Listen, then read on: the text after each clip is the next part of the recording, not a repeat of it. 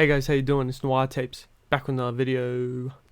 And today I want to talk about adding some unique elements to your drums. How to get your drums to sound fat and old, vintage and dusty, all those different things. So I have a drum loop here I made, and I'll just play it for you now.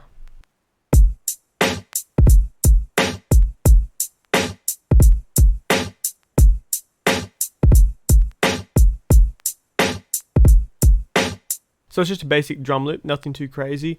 I just used a single snare, single hi-hat, single kick, played them at different levels throughout the drum loop.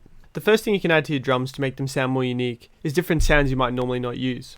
In my drum loops, I usually keep it pretty basic, but you see in other tutorials people use open hats and crashes and other elements like that. So I figured one of the best ways to add a variation to a drum loop and give it uniqueness straight away is to grab one of those sounds. So I have this crash here I found, and I'm going to add it to the drum loop.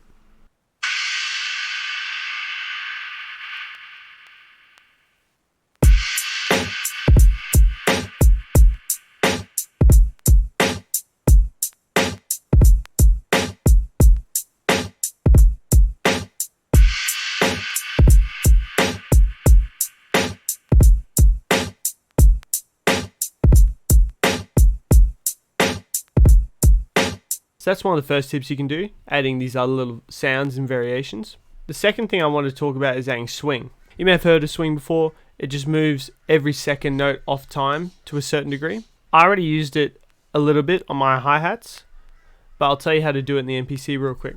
All you do in the MPC is hit your pad, go up to the TC, time correction, and on the left there's the swing section. Go above 50 to make every second note later, and go below 50 to bring every second note closer. They add swing in their own ways. I also love to use the shift timing a little bit just to move everything off the grid a tiny bit. I also love to turn down the strength a little bit. It's normally at 100, and that means when you quantize your notes, they're going to be on the grid every time. As you take down the strength more and more, it will move the notes from the original position where they were recorded less and less. So it just adds a bit more of a human feel because you've played the notes by hand and it's retained some of that. So that was the second tip. The third tip I wanted to talk about was adding a bit of vinyl emulation to your drum loops. On my submix here, I already have a channel strip doing some stuff. Don't worry about that. That was just to get everything nice and loud. The second thing I added was the Air Flavor plugin. Any lo-fi plugin will do this stuff, so go hard with those. You can check out some of the plugin reviews on my channel if you're looking for a lo-fi plugin. See the annotation in the corner here to look through the playlist. Now with the Air Flavor plugin, I love using this plugin on all my different drum sounds. I sometimes use it on my samples too. What I love to do is turn up the noise because that adds vinyl sound. Turn the distortion up as well just to give it a bit more fullness and thickness. I love to put on the mono fi a little bit as well because old recordings were in mono. They weren't stereo for a long time.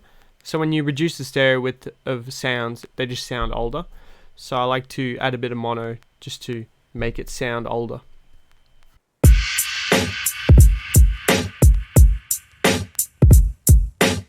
I also used the timbre here and turned it down a little bit just to give it a subtle boombox feel.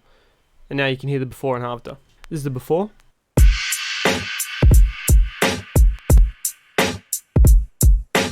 This is after.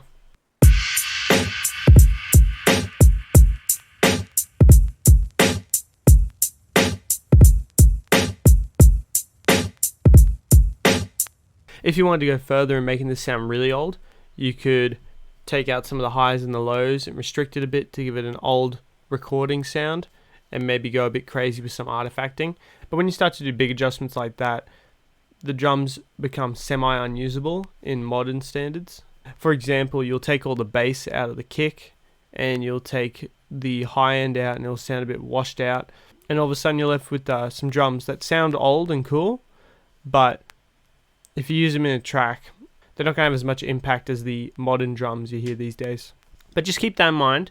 You could always take your drum loop and restrict the frequencies and make it sound really old, and then add other elements underneath and above to fill out those areas. And then it's basically acted like you've taken an old drum loop as a sample and used it in your beat. Very creative. It's a very creative way to do it. It's up to you though. Anyways, thank you for watching everyone. Hopefully you learned something, and I'll see you next time.